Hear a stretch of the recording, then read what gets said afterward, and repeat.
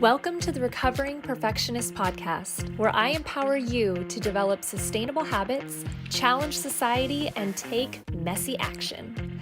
I'm Christine, life balance coach and world champion ballroom dancer, and I believe that everyone has the power to create their very own life by design.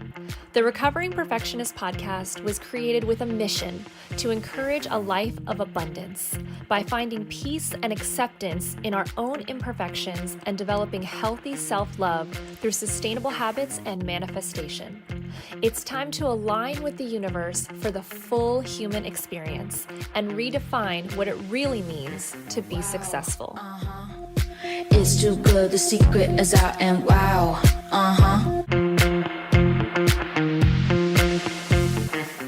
Welcome back, everyone, to the Recovering Perfectionist Podcast. I am so excited to have with you here today a guest that I just recently met that you are going to love, and her name is Meg, and she is an embodiment healer. How cool does that sound? Meg, thank you for being here. Hi. Yes. Thank you so much for inviting me on. I just feel so excited to be a part of this. Thank you for inviting me. Oh my gosh. And you guys, you cannot see her right now, but she's got this amazing shiny mic. She's got this beautiful hat on. Meg is living all of our best lives for us. And I just love it. We have been having this beautiful organic conversation right before, and we're about to just like pull you into our world right now. We're going to discuss a couple of things today, but I think the biggest thing right now is we want to talk a little bit about money scarcity. So the mindset of money scarcity, and how that goes. And this is something that actually caught my attention on Meg's Instagram, because, it's just kind of like when you're looking for a red car, all you see on the street is red cars, right? So for me, I'm looking for ways to break that money mindset. Even though things are moving and rolling, I feel like it's actually sometimes getting a little bit worse and more overwhelming. And the minute I saw that post on your Instagram, I was like, oh my gosh, like, I don't think anyone's talking about this. Like, they're not. A lot of coaches I see are really not having this conversation about money. Do you agree? Yes, I do. I feel like it's on the rise. I see more and more coaches and entrepreneurs talking about this, but I do think it's something in like this old paradigm way of doing business. No one has talked about, but I do think it is something that is starting, and it's really exciting to me.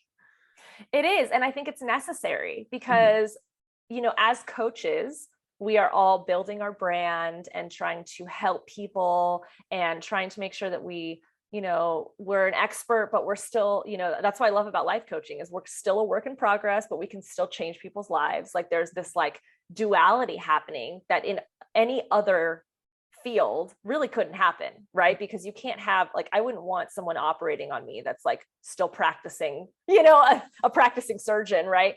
No, but what has been so amazing with my clients is that I can relate to their struggles, and I still have my daily things that go on, but I have better tools and strategies that allow me to have solutions for them, to create more sustainable, results. But money is such a touchy thing because, we charge for our services, and we want to make sure that we show people that like a lot of people are buying our products and things are moving and grooving, but then sometimes, the enrollment's low or whatever. And that is like, that brings on a lot of imposter syndrome for me. Do you agree? Yeah, 100%. And so I'd love to start to dive in a little bit here. Dive, Does that like, feel go. good? I am Okay. totally ready. Okay, Yes. beautiful. So I think, where my money journey began, it did begin with the mindset. And I think that's what we automatically go to, right? What money affirmations can I say? How can I start to think in abundance? How can I, start to heal scarcity and things like that? And what I found is I just kind of kept hitting a wall. And it wasn't until I found Victoria Washington, who is my mentor, and she is the founder and creator of Wealth Embodiment Flow, which is actually an approach to your relationship with money through your body. So think about this. Your entire life experience is living inside of your body somewhere. And all of that includes your experience with money. So as you were growing up with, watching your parents talk about money, depending on what it was like in your household when you were growing up, the different values, the different stories, right? All of that's within you. And then of course you have also the lineage of your family with money, right? Your grandparents and their grandparents and right? And it's like this long, long lineage of your own personal money story. And then you also have the money story that is out in the collective, right? And so we walk around being told, don't talk about money. It's a taboo thing, right? But it touches every single part of our lives. And so in this practice, wealth embodiment flow, it is a body-based practice where you're going through different somatic postures and movements, vocal activation, breath awareness, and you're essentially taking your body through the story of scarcity into overflow in 60 minutes. Wow. And it's powerful. I got chills all over my body. I've done this practice probably hundreds of times now. It is so transformative. It is so powerful. And it's really something that I sunk my teeth deeply into over the last year. I got trained as a facilitator and a guide. This is what I do now. This is like, and I'm like, I got to share this with everybody because I think that's the thing. Everybody knows about money mindset, but not a lot of people know about the embodiment work around healing our money wounds and our relationship with money. Right. Well, I mean, I think it's the concept, I talk a lot about scarcity, like manifesting from scarcity mindset versus, lack versus abundance. And I think that money is no different. Like if you are constantly feeling like you don't have any money, you're not going to have any money. I mean, it's the same concept.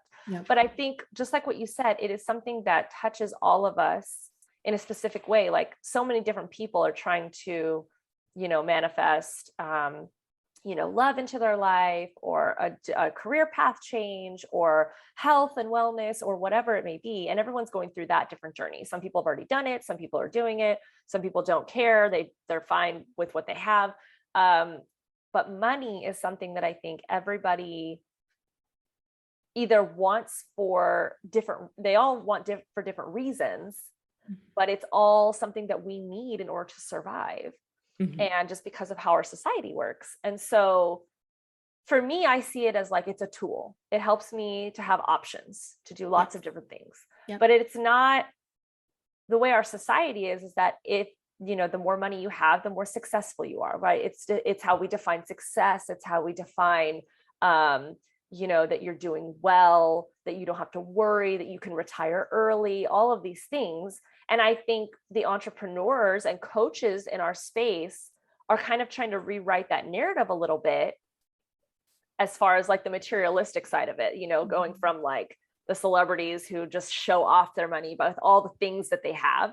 And all of the coaches are a lot more minimalistic and they don't really need all those things, but they're also the new gold chains and Ferraris is I retired at 25. I retired at 30. That kind of thing. So that's like more the kind of like the flex, of like, when are you going to retire and you can just live your life? Right. Do you know what I mean? Yes, 100%. I would love to circle back to scarcity because this is a really big reframe and it has to do with all of the things that you just touched on. Yeah. So a lot of the time we're like, how do I heal my scarcity so that it goes away? Big wisdom drop. Something I deeply came into the remembrance of this year is scarcity never goes away. I actually heard a story where there was a conference and it was a room full of millionaires. And the speaker at the front of the room said, hey, y'all, all of you are millionaires. Do you still experience scarcity? And every single person raised their hand. Wow. Even though they had millions of dollars, they still felt that scarcity. And Christine, I remember you said that earlier. You were like, as I continue to grow and expand, my scarcity is coming up a little bit more. Right. So, it's not, we don't overcome it. We don't completely heal it. What we do is we change our relationship with scarcity. And inside wealth embodiment flow, we do this by going down and into it. because our scarcity is just trying to tell us something. It's trying to bring us into the experience of what we had when we were little, when, you know, I can speak an example for myself. When I saw my parents fighting over money, that rooted a scarcity story in me.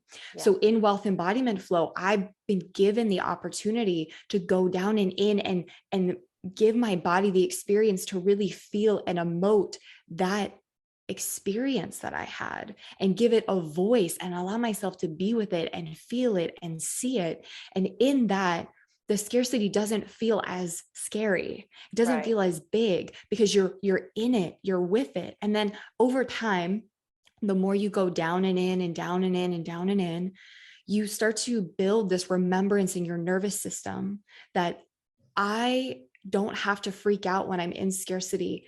I am safe right now. And we cultivate safety as well in this practice. It's a huge piece of this practice. And we start to relate to scarcity differently. For me, how scarcity has shown up, it's a teacher. It reminds me and it brings me to a place of, what am I here to learn? How is this experience carving me or shaping me right now? It's not happening to me. You know, the amount of clients that didn't show up or who didn't sign up, or maybe I had, you know, a lower income month. This isn't happening to me. It is, how is this experience shaping me and carving me to take the next step somewhere else? And we really get to reframe and rewire scarcity for us. And I feel like this is huge. And the more that we get actually comfortable with scarcity in the room, when it comes up, we're just like, oh, hey girl, what's up? You're here again. Okay. Right. We're going to have a conversation. We're going to take a few deep breaths. We're going to move the body. And then you can go back and take a rest again. And I'll see you in a little bit, you know? Right. Right. Cause I feel that too. It's like, I do my own practices and things like that to kind of like, gather myself again and create some clarity through that. But sometimes I'm asking myself, what is the reason that now I feel okay right now versus not before? How can I learn from how I'm feeling now to apply that to when I don't feel this way? And so trying to pull from that. But I mean, I definitely have a long way to go. I have a friend of mine who's also a somatic coach, and she deals with a lot of this, getting into your body and cultivating safety and all of that kind of thing. And we've discussed other things that I, have not scarcity around, but issues with that I'm trying to move through. But you're right. We can do the exact same thing with a scarcity money mindset as well. So tell me exactly this is how you're an embodiment healer. What does that mean? And how do you, what do people come to you for? Yeah. So I don't have the power to heal your body, right? Like I can't look at you or put my hands on you and you're healed, right? I call myself an embodiment healer because I've come into such a deep relationship with my own body that I have in different ways healed my own body. So this journey for me began 10 years ago when I was diagnosed with multiple sclerosis, which is a deteriorating autoimmune disease if you don't take care of it. So I was having doctors tell me, you're going to be in a wheelchair, you're going to be blind, you're going to be deaf, all these different things. And of course I was really freaking pissed about that for a while, and I was upset, but it got me on my journey. It started with yoga, and this form of yoga that was slow and really mindful and really just creating a deeper connection with my body. And 10 years later, this is where we are because I stayed devoted to learning my own language of my body, how my body moves, how it breathes, how it, and I actually had a friend who's a psychic. She told me, she was like, you have this ability to, like a little microscope, go into your body and you can always sense what's happening with it. And she was like, that is unheard of. And I was like, okay. So that's when I started to really take on this identity as an embodiment healer, because I know my own vessel so well and so deeply, and I'm not afraid to go there anymore, that I can create a brave space of ceremonial space for my clients to come into and be with their body in the way that they need to. So this can look like money healing ceremonies with wealth embodiment flow. I also hold sacred rage ceremonies. I hold ceremonies for like releasing dis-ease and inviting in more vitality, right? The body is always speaking to you. Yeah. And it's just rewriting the narrative of not having the mind tell your body a story. What if we flipped it and you allowed your body to tell your mind a story? Your body's always speaking to you, always. Absolutely. Yeah. I mean, coming from professional dance, like I highly relate to that, because that is when I feel the most free, the most like in my skin is when I'm dancing. And so when I'm moving my body, like that is when I feel just, there's no scarcity, there's no fear, I feel safe. I feel, like I'm not locked down somewhere. So I highly relate to that. And my other friend that does that as well, she's all about movement. And I'm like, that's, I think, why I gravitate towards her, because I need to feel like I'm moving, I tried yoga. Pilates was it for me. I loved being on the reformer. I loved moving. I loved the rowingness of it. It just felt like there was just action happening, but in a very peaceful way. Was very cool. So yeah, I highly relate to that.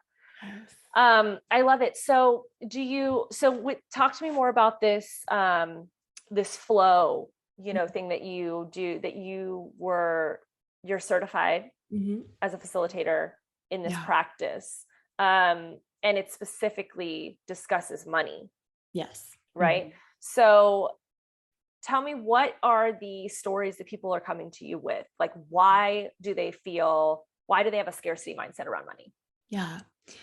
So wealth embodiment flow, I do this with my private clients. And I also hold this within my own business, but I'm also teach inside of a money membership called the House of We, which has been created by my mentor, Victoria Washington.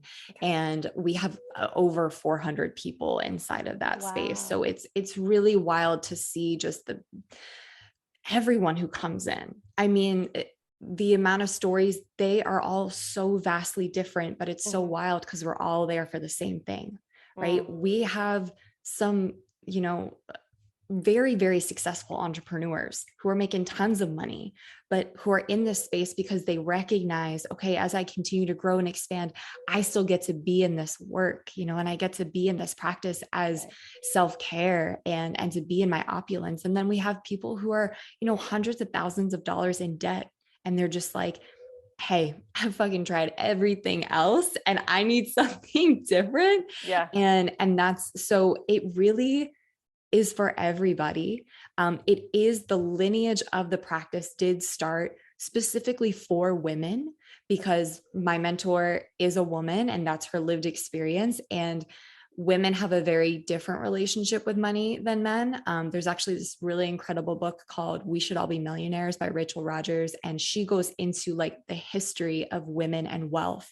It was only 50 years ago, y'all, that women started building wealth. And like men who've had like 2000 years of it, right? So this practice, yes, is for more of the feminine body and experience. However, there are all walks of life are coming to this practice because it's so powerful. Yeah, definitely. Yeah. I remember, I listened to a lot of, Will Smith when he's talking about, he just has these like one-liners that I catch every now and again. And I remember him talking to someone when they were discussing money mindset, and he comes from obviously, not a lot of money and growing up, very poor. And so he discusses how no matter how much money he has now, there's always this, is it enough? And is it going to go away? And, spending money the way that he said at the very beginning, he was spending money very much the way that he would when he had no money. Yeah. And to hear that, like that hit me, like, I think I heard that maybe, 5 or 6 years ago. And I still remember him saying that, because for someone like Will Smith to say something like that, you're like, how do you, like, you're never not going to have what you need. Like, you're Will Smith, you know what I mean? You could just make another movie, and even if it flops, you're still going to make money, so, but that's when it hit me that it wasn't just a number in your bank account, that it was very much a mindset of how you see yourself, because we don't sit around our house with stacks of money. Right. It's not a physical representation as much as we like to think it is. Even having all of the things around you. Do you know what I'm saying? Like that doesn't necessarily always mean that you're wealthy. And so that really kind of hit home with me.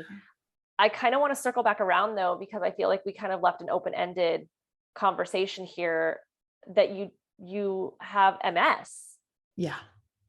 And now look at, I mean, what is your journey with that? And where are you now 10 years later after you were diagnosed, saying that your life is going to be completely different? Yeah. You know, you seem like a pretty normal person sitting here in front of me. I don't see I would have never guessed that. So clearly all of this stuff that you've done has changed your life. What, what have the doctors said? What is your experience here as someone with MS compared to someone else who is not living the way you're living? Yeah. I think so. Where we actually just ended with the money and then this actually tied together so beautifully. Okay, cool. And I never thought that this would happen. So here's something to think about and feel into is cash is an object, right? Like the physical representation of money, the paper that's an object, right? Money is a resource that we get to be in relationship with. Right. And our relationship with it can be whatever we want it to be, right? Yep. And then wealth is an identity. It's something you walk, you breathe, you speak, and you lead with. So how does this tie into me and my journey with dis-ease and MS and things like that? I am so healthy. I've never been the most healthy in my entire life. And I truly, truly, of course, it is all of the years of me coming into deep remembrance within myself and connection with my body, but it has been this practice of wealth embodiment flow that has brought me to this state of vitality. And it's because it's, of course, we're talking about money, but we're also talking about so many other things in that, because when the old paradigm story of when we look at someone who's wealthy, we're like, oh, they're bougie, or they're so greedy, or they're so selfish, or like things like that. And it's just like, okay, what if this changed? What if the narrative became, and this is for those of y'all who are out here with businesses, who are serving people, who are exchanging and circulating money in a clean way, right? What if we built a narrative of wealth like off of that? And that's what I started to breathe into more and more toward the end of 2021. I said, what if I claimed right now in this moment that I am a wealthy CEO of a world-changing business before the millions of dollars came? How would I walk? How would I breathe? How would I talk? And what it invited me into is ceremony, embodiment ceremony over and over again, that brought me into places that shattered these stories and this conditioning and this programming that I've had living inside my body that to me has caused the MS. Because any type of dis-ease is truly an energy that has manifested into a physical form because it's trying to get your attention. That has been my lived experience of having this dis-ease and having a relationship with it. It's something that is not here to hinder me. It is something here that, again, is shaping me, is carving me. And I've allowed it to take me all the way to the place where I've been in ceremony and I've just screamed and I've thrown things around and I've let my wild woman completely out of the box. And when she was born, there was no going back. There was no going back to playing small, being shy, being a good girl. I was just like, I'm here to do really, really bold things. And I get to do that by being in my most innate, authentic expression. And what that looks like right now is being a wealthy CEO and putting on a hat every day and my makeup and my nails and being like, I feel fucking incredible, you know? Yeah. Absolutely. I absolutely love that. Yeah. That, I mean, just full body chills. Like what an incredible, like story within a story of like who you are and how you show up. And I fully feel like that is who you're showing up for yourself, to be there for yourself.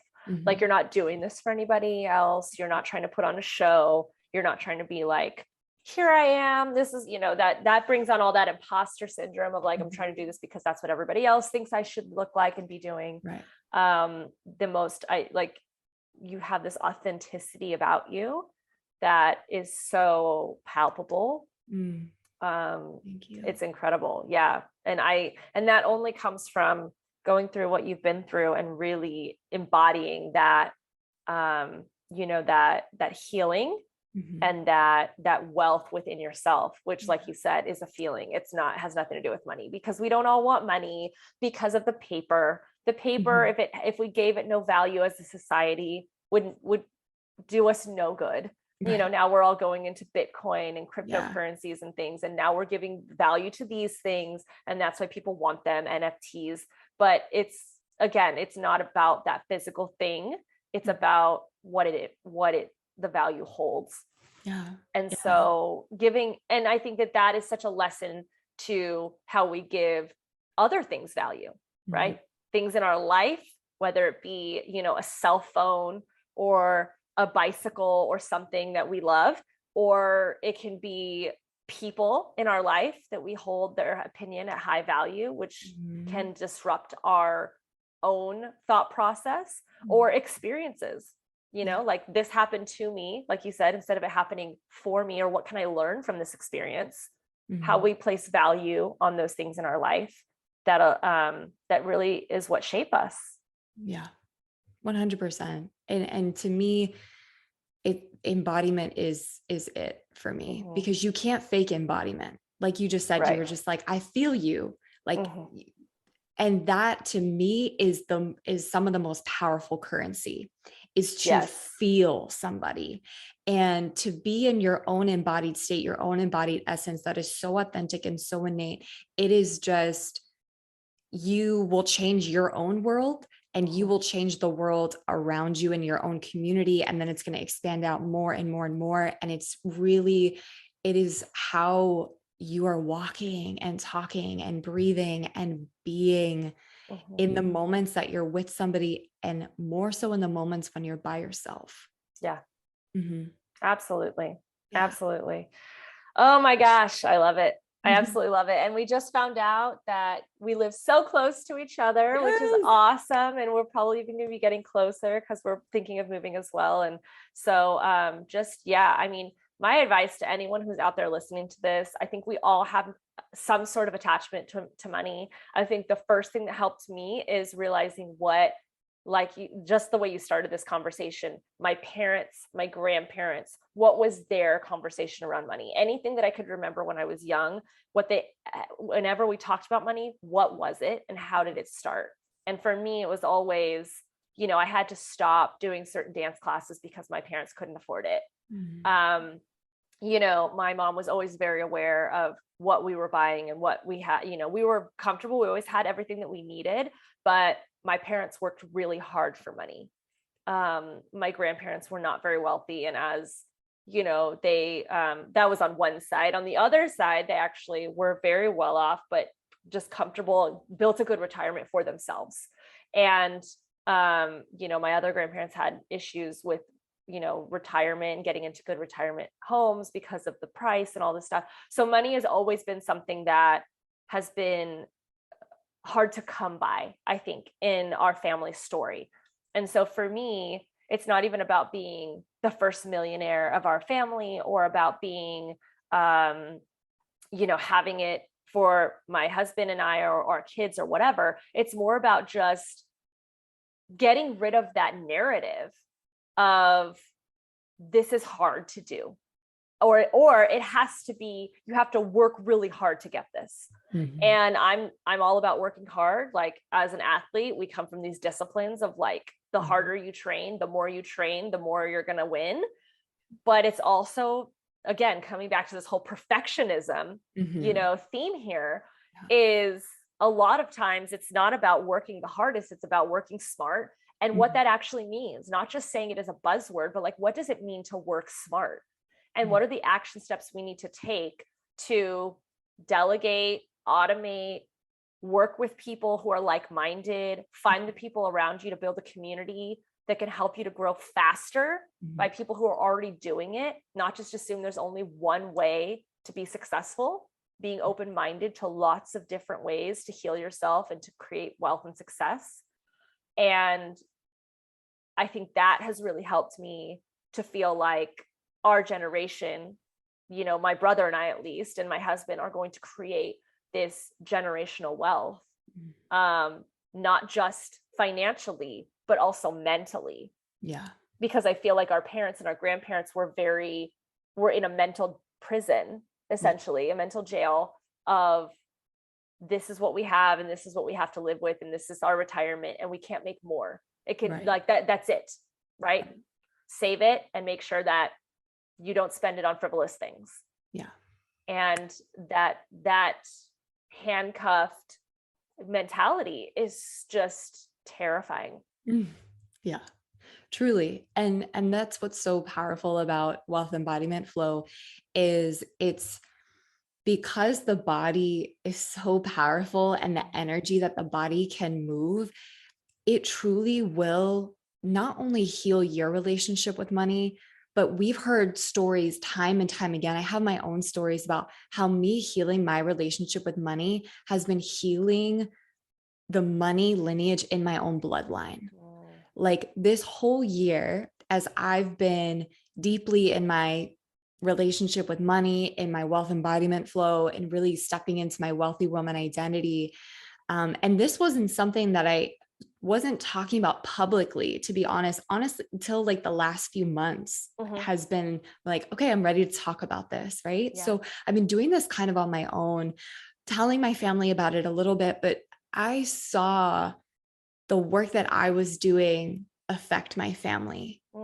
I saw my mother get promoted at a job where she'd been working her ass off forever, and she finally got recognized, and she just felt so excited about that. And you could just see her abundance, like that she felt within her, just open up. And I saw my siblings get new jobs and get promoted and expand their wealth and buy a house. And my father leave the job that he was at for years because wasn't serving him anymore in his purpose. And he went to another job and he didn't like that. And then he went to another one. And I just saw their relationship with wealth and money was changing and elevating as I was doing this body-based work.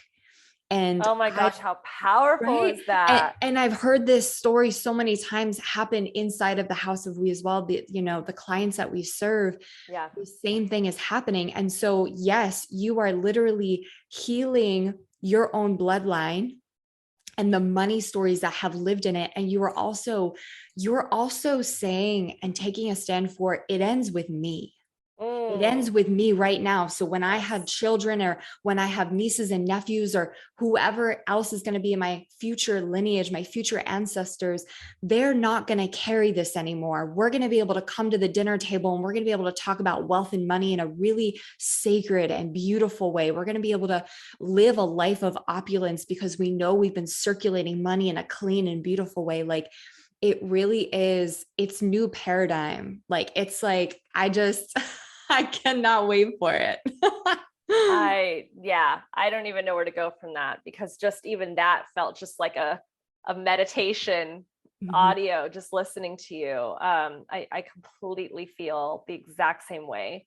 I think I've been told by my coaches when, discussing, with my parents and all of that and trying to change up their mindset, especially being a coach, that my coach has said to me, listen, the best way that you can help them help themselves is just by being an example and showing them that it's possible. And that's it. By us living our best CEO wealth life is going to show our parents and grandparents that they deserve better and that they can ask for more. Because I think a lot of them that was the kind of the mindset of those generations is, I should be grateful for what I have. I don't need more. I don't need to ask for more. And I think that our generation is showing that that's not selfish. That's just asking for what can serve me and trying to remove the things that are not serving me. And being able to, truly embody allowing them to be what they need to be for themselves. Because it's not even for us. Like, we're creating our own story. Like you said, we're rewriting our own narrative. But then you look back and you go, man, I wish that my family could live without this fear of not having enough, or live without this fear of not feeling like they are enough to do this particular thing that would make them all this money or whatever, or give them this wealth mindset. So yeah, I fully speak, I resonate with what you just said, and I mirror it back to you of how we are going to create this. When you say eating around the dinner table and talking to like our kids and grandkids and all of that stuff, I think about the book by Deepak Chopra, The 7 Spiritual Laws, that he wrote. And in it, the part that hit me the most is the way that he talks about at the very end, how he raised his children.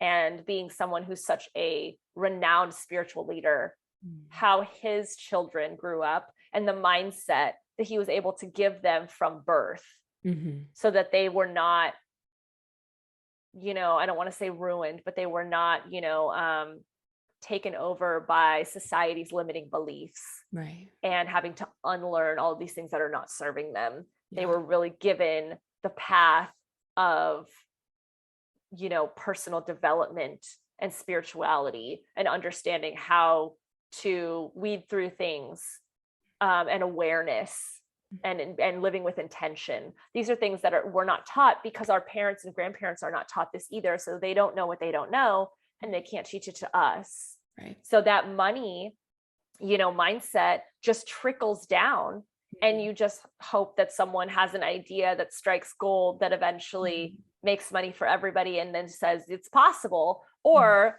the narrative for a long time has been, if you go to school and you get your degree, you'll make, you have security, financial security. Right. And unfortunately, that's kind of where the walls came tumbling down for our generation, is because that's not financial security anymore. Yeah. How many people do we know in our generation that have degrees and have zero job security? Right. So we had to rewrite the story, because society was basically rewriting it for us. And we were like, no, we're not going to allow ourselves to be taken like this. And we're going to find a way to create this mindset and this wealth. And I think not only is coaching and the online space allowing us to create a financial wealth that our parents and grandparents never had the opportunity to do because of the internet. What you're talking about, which I really want people who are listening to hear this, it's not about the fact that we have new opportunities to create more money and more wealth, and that it's easier to come by. It's that we're doing the healing. It's the mindset work. It's not about making more physical money. It's about healing the years and years and decades of scarcity mindset, that this is all we will have to live on. So use it wisely. Yes. Yeah. Yes. Exactly. It is going down and in and doing the healing and doing the hard work. And for me, whatever your body comes into remembrance of, your mind will automatically. When we have a mantra within Wealth Embodiment Flow, it's body leads, mind follows. Because your body, the wisdom that lives in your body, if you just allow it to speak, your mind is just going to literally lay down and surrender and say, all right, take the wheel, take the rest of the way. And to create that type of remembrance inside of you, it'll be something that'll never go away. Because in life, you're going to come up against different circumstances as your wealth expands and as you hit the highs and the lows and things like that. Your mind is always going to be doing backflips. It's gonna be like, okay, what's next? Yeah. And that's what the mind does. The mind is here to protect us. It's doing its job. It's amazing. And when you have remembrance in your body that, okay, I'm safe. I'm remembering my breath right now. I'm grounded. I'm here. I am present. Okay. What's my next move? This actually happened to me when I was looking at my bank account. I was having a self-remembrance payday last week, and I was using a new platform to exchange my services for. And it was kind of toward the end of the day. And I started to feel stress. My mind the money, I couldn't tell where it went. It looked like it disappeared. And I saw my mind and my breath shallowed and I was freaking out. I was like, where did it go? And I went into that fight or flight mode. And I was just like, it just felt so intense. And there was a moment where I swear it was my body that whispered, hey girl, you're okay. Why don't you sit back and take a breath? So I did. I sat back and I took a breath. I said, okay. My body said, you're safe. You're good. Like, you're going to figure this out. So I took a few more deep breaths and I kind of went back into my computer and I clicked around on a few things. Y'all, I figured it out in like 5 minutes. Right. And it was fine. And everything was fine. Your mind is going to do that over and over and over again throughout your life. Yeah. And if you have the remembrance to drop back into your body and your breath, like that's what's going to bring you home each and every single time. Right. And especially as an entrepreneur, especially as someone who's like putting yourself out there, you are offering, you are deeply in service, right? You are going to go through many different journeys and many different incredible, beautiful obstacles in this, and all of it is just shaping you for the next step. And the biggest piece of advice that I could give any coach or entrepreneur out there who's building a business is I invite you to start to shift this way of being an entrepreneur into being a wealthy CEO of a world-changing company. Because when you're like, I'm an entrepreneur, sometimes that has that taste of we're grinding and we're doing the marketing, we're doing the planning and the launching and we're doing the paydays and we're, like everything. That's still going to happen.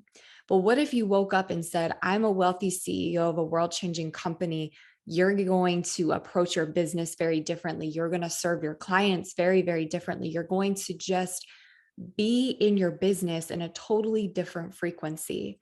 And that is going to create more wealth. You're going to bring more wealth into existence because of that. I love that. Yeah. That's it for me, folks. That I'm already in that mindset right now, just feeling all of it. Thank you so much for being here. Yes. You have just taken this morning of mine by storm, and I just so appreciate your energy. I appreciate your wisdom, and your guidance in this conversation. This is something that I think everyone, like you said, is a constant, journey of growth, and it's necessary for us to be aware of it. And we need to it starts by having more conversations like this. Yeah, exactly. Just it's going to feel uncomfortable, and it's being brave. Courage is a huge thing. That's been a huge word that's come in for me the last few months is how can I just be more courageous? And in that's where your resilience comes in. That's where your undeniable devotion comes in. And as a business owner, as a coach, as a leader, like that's what we need. Yeah. We need people who are courageous enough to say, I'm going to go first. Right. And so many of us are. And that is something to deeply celebrate. Yeah. Absolutely. Absolutely. So celebrate yourselves today. I hope that you enjoyed this episode. I know I got a lot out of it. I thank you, Meg, for being here, and for sharing this space with us today. And please tell us all where we can find you. And obviously we'll put all of those links in the show notes. But yeah, if people want to get connected with you, where can we do that? Yes, absolutely. So Instagram, I love Instagram. To me, it just feels like a living, breathing art gallery. Yeah. That's where I just love to just like put my work and I just create things and it feels so fun to me. And I just love connecting to the community with the community on there. So you will always know what's going on, very live, fresh and active on Instagram. I have a website as well with all of my offerings and things like that on there where I work with clients one-on-one. I run group programs. There's actually an incredible free summit that is on the horizon that's dropping next week. So really excited to announce that. It's going to be all about wealth, and I'm just stoked Yay! for that. Amazing. Well, we'll put all of that in the show notes. If anyone wants to get in touch with Meg or, join one of her summits or her programs or anything like that, we will have all that information for you. And I hope you guys have a very wealthy, wonderful, and blessed rest of your day.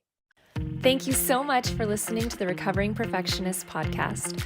I'm Christine, and if this episode resonated with you or spoke to you in any way, please feel free to share.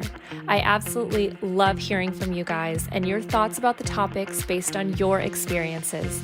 And also, if there's anything you want me to talk about, just screenshot this episode and share it on social media with your comments. Your feedback really helps me to curate episodes that best serve you. If you have time, I would greatly appreciate if you could leave a review wherever you're listening to this episode, whether on Apple or Spotify or any other platform. I'm wishing you a blessed week ahead, and remember, perfection doesn't exist. Take messy action. Healthy habits keep us balanced, and you are enough.